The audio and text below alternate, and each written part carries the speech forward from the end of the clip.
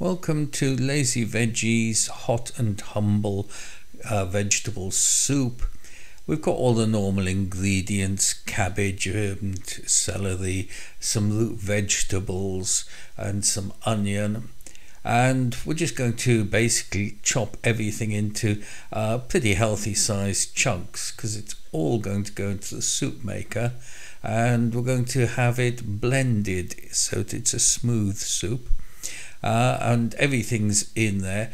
What does make this a little bit different is that we're adding a little bit of a chili to it because it's winter and we want something that's going to give us that little bit of extra pep. Not too much, that's enough just to give it a flavour. It's been and done its 20 minutes or whatever.